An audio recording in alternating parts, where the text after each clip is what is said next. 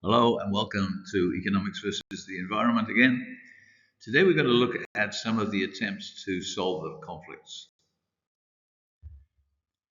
So, as we saw when we looked at externalities, governments sometimes try to use market or economic forces to solve the problems. This is one way to a solution. The other main way is to just make certain things illegal by making laws. For example, New Zealand has just made it illegal for supermarkets to give their customers plastic bags to carry home the things they buy. The market was already moving in that direction. There are four major supermarkets in New Zealand. One of them had already started to survey the year before to ask their customers what they thought about this idea.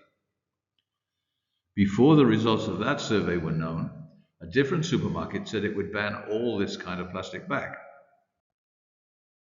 At that time, there was no law making them do this.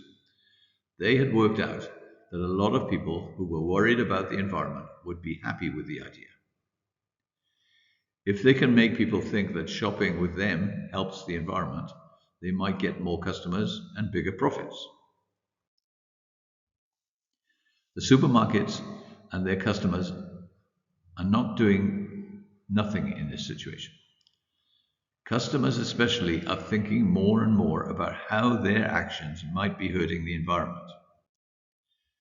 For example, for a long time people have been trying to solve the problem of plastic waste by recycling, but it hasn't been a huge success. There are not many things that can be made from old plastic, and it is expensive to collect it and to separate recyclable plastic from other waste, and many people don't do it. In recent times, the focus has changed. Recycling looks at how we can use plastic more than once.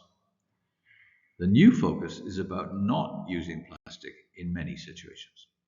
And New Zealand's supermarket bags are an example. The situation that is looked at most is called single-use plastics. These are plastic products that are used only once and then thrown away. There's a lot of difference between a plastic chair that is used many times over a period of years compared with a supermarket bag that is used once and thrown away. Customers are choosing not to use single-use plastics. This is why the New Zealand supermarkets were already looking at stopping them, even before the law changed.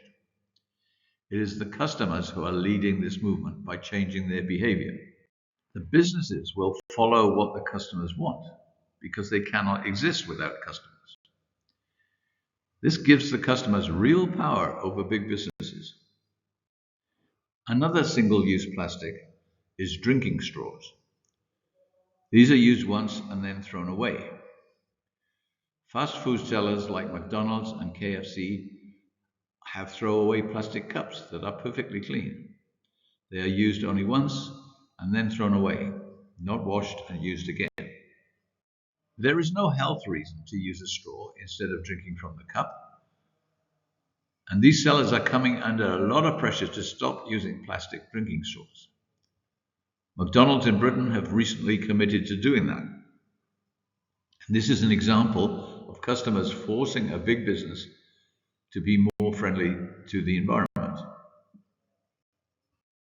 And this is the end, my friend. See you next time.